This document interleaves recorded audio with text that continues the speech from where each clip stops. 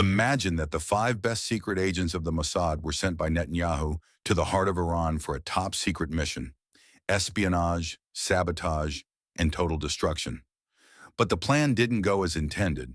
Iran was aware of everything, and a single missile strike turned the operation into an international tragedy. What really happened? Who leaked the information? And what will Iran's response be? Don't miss this gripping story until the very end. Assalamu alaikum to everyone. Welcome back to our channel, where we share inspiring and educational stories. But first, don't forget to hit the like button and subscribe to our channel. And don't forget to write a prayer in the comments so we may receive intercession on Judgment Day. Let's begin the story. In an underground bunker accessible only by fingerprint, retina scan, and a short prayer, Israel's Prime Minister Benjamin Netanyahu sat at a large horseshoe-shaped table. The room was dark, illuminated only by monitor screens and desk lamps highlighting a map of the Middle East. A large red dot glowed in the center of Iran. "Tehran is getting more and more annoying," he said quietly, scribbling something on a document stamped "Secret." "Every week they make progress on their nuclear program. If this continues, we'll be left sitting and hoping they press the wrong button." Baruch, the head of the Mossad with over 20 years in espionage, stood before him, his face calm. He knew he was about to be asked for something difficult. 50 agents have been trained in Arava, fully covert, ready to infiltrate 6 major Iranian cities. The main goal: sabotage reactors, infiltrate missile labs, and if possible, pick up the latest gossip in Iranian tea houses, Baruch said with a touch of dry humor that went unnoticed. Netanyahu didn't laugh but nodded. "Start tonight, quietly. I don't want any traces left. The planes must be unmarked and new. Sir, if the operation fails, ensure no one is taken alive. I don't want their faces on Iranian TV tomorrow morning." Baruch swallowed hard. "Understood." That evening, the 50 best men and women of the Mossad boarded a stealth plane, ready to fly to Iran with cutting-edge equipment, forged Iranian reels, and a folder full of classified data. None of them knew that elsewhere, Iran was already preparing a surprise. Hundreds of kilometers away, in Iran's Air Defense Center, Major Farhadi sipped coffee while staring at a radar screen. Since morning, there had been an uneasy feeling in the air. It wasn't the weather, but the fact that the technicians, usually joking, were oddly silent. One of them wasn't playing the Iranian version of Dangdut. "Unknown air movement, southwest direction. No transponder," said an operator, pointing to a small blip appearing on the screen. "Zoom in 300%, Farhadi ordered quickly. "Is it a bird, a plane, or a lost Superman?" Data came up. The object was sleek, nearly invisible, but the new radar system, developed with Russian help, wasn't easily fooled. "Stealth aircraft, altitude 27,000 feet, steady speed." Farhadi stood, his hands trembling slightly. "Activate the S-400. Prepare 2 missiles. Lock on the target, but don't fire yet." He opened a communication channel with the main military headquarters. It could be a drill, but it could also be an uninvited guest. Minutes later, confirmation came from above. "Fire." Without noise, 2 missiles shot out from the Iranian desert, piercing the silent night. The silence lasted only seconds before the ground shook with an explosion. Over the border sky, the Mossad plane exploded, flames lighting up the night. As debris fell, Farhadi sat silently. "Were there important people on that plane?" a technician asked. Farhadi sighed. "If they weren't important, they wouldn't have flown so quietly." The next morning, Jerusalem awoke to news no one wanted to hear. Baruch entered Netanyahu's office heavily, pale, clutching a satellite monitoring report. "The plane lost contact at 2 a.m. Last location, over Khuzestan province. We're certain it was shot down." Netanyahu stood slowly, gripping the table's edges. "Casualties?" he asked, though he already knew the answer. "Total losses. 50 agents, including 2 special unit leaders." Silence filled the room, broken only by the ticking of an old wall clock. Netanyahu looked at Baruch as if wanting to blame someone but couldn't. "Does Iran know?" he asked quietly. "We don't know yet, but they posted a video of last night's fire. It's titled, 'Illegal Iron Bird Burned in Khuzestan Sky,' and is already trending #1 on Iranian Twitter. The comments are somewhat sarcastic. One says, "Thanks for the fireworks, Mossad. We await the next show." Netanyahu held his breath and sat down. "The world must not know about this. We'll deny everything. Say it was a smuggler's plane or something like that." Baruch nodded. "What if they find the bodies?" "They won't," Netanyahu replied. "They must not." He knew this wasn't just a failure, it was a catastrophe. Worse, it meant Iran had anticipated their moves before the mission even began, and that was more terrifying than any explosion. In Tehran, Iran's National Security Office suddenly became noisy. Major Farhadi was summoned directly to the Elite Security Council's meeting room, where high-ranking officials in black sat in a circle like a medieval court. At the center was someone everyone feared, Ayatollah Reza. "Bismillah," the Ayatollah said in a steady voice. "Your report, Major." Farhadi stood straight, though his legs trembled slightly. "Unidentified aircraft, 50 passengers, likely foreign agents. We shot it down last night. No survivors." A general to the Ayatollah's right interrupted. "Proof it was Mossad?" Farhadi handed over charred metal fragments and drone thermal camera footage. 2 bodies were found. One had a Star of David tattoo on the shoulder. "We believe it's no coincidence." The Ayatollah nodded slowly, twirling his prayer beads. "Allah has shown us, but let's not celebrate too soon." They didn't send 50 agents just to stroll through the desert. Everyone fell silent as the Ayatollah continued. "Call the international media, but don't mention Mossad right away. Let's bait them and enjoy their reactions." As he stood, he gave a faint smile. "Oh, and one more thing," he said as he left. "Ensure the plane's wreckage is displayed in the National Museum with a plaque reading, 'Burned Arrogance.'" Meanwhile, at Mossad headquarters on the outskirts of Tel Aviv, the atmosphere was equally tense. In the control room, all screens were filled with digital maps, communication signals, and satellite tracks. "A leak!" Baruch shouted, slamming the table. "Impossible," said a young agent responsible for encryption. "All communication channels are one way. No plane transmission." Baruch stared at her. But Iran knew. Before we even got close, they were waiting for our missiles, sipping coffee. The room fell silent. In a corner, a young analyst raised his hand. "I have a theory, though it's a bit crazy." "Speak," Baruch said. "Maybe Iran hacked our satellite system, or crazier still, they have a spy inside." The words "spy inside" shook everyone present.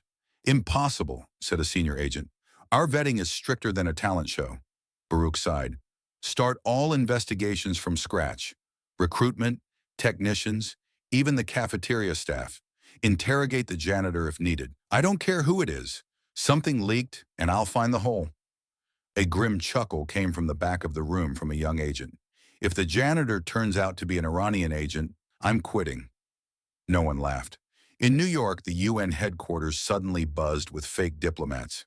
Israel's ambassador stood at the podium, delivering a speech, controlling his breathing and expression as if nothing had happened. "We strongly condemn Iran's aggressive actions in shooting down an unarmed civilian plane, a violation of international law." From the Iranian delegation's seat, their representative merely smirked. He raised his hand to respond. "Excuse me, what civilian plane carried 50 muscular men in tactical boots, all with nameless passports?"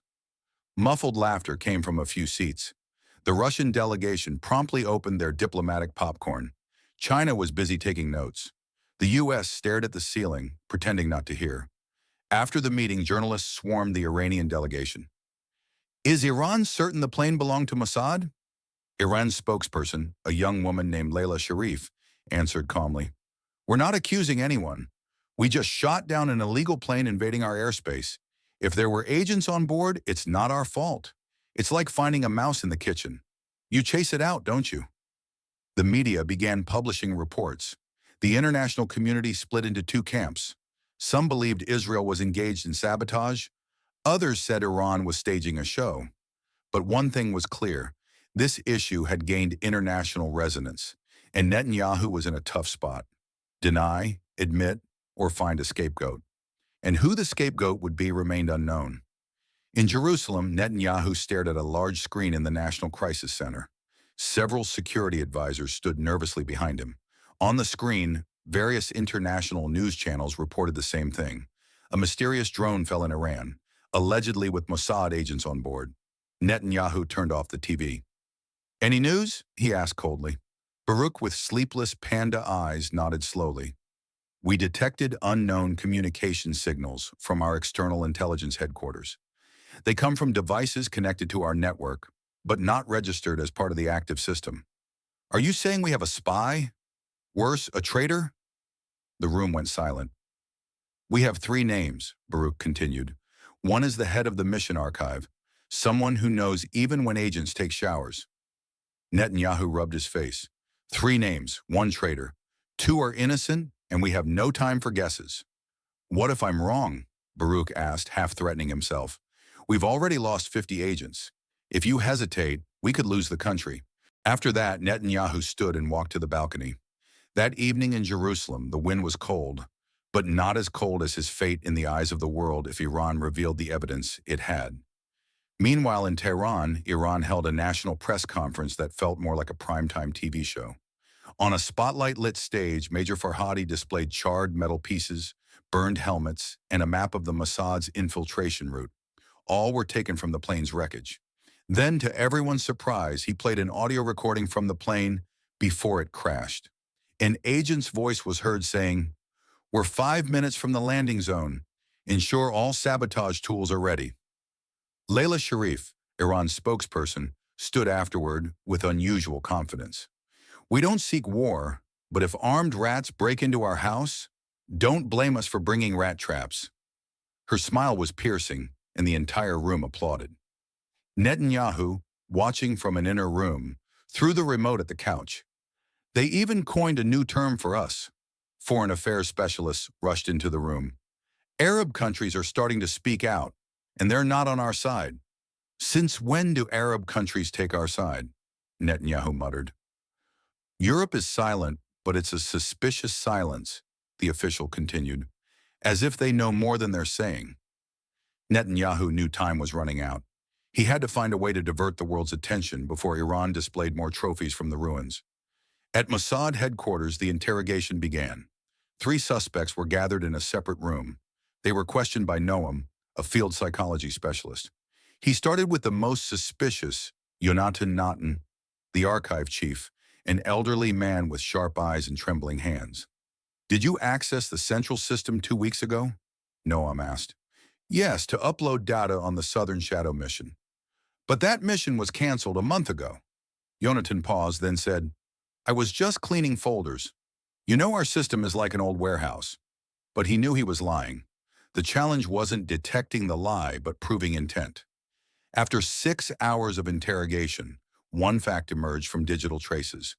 Yonatan had connected to a VPN channel in another country twice in the past week. Destination, Turkey, but the redirected IP address was linked to Tehran. Baruch slammed the table. "Arrest him immediately." Several agents entered and handcuffed Yonatan. The old man didn't resist, only whispering before being taken away. "You can destroy my body, but it's too late to stop what's already been sent." Baruch froze. "What do you mean by sent?" But Yonatan was already gone. His answer might not be extracted before it was too late.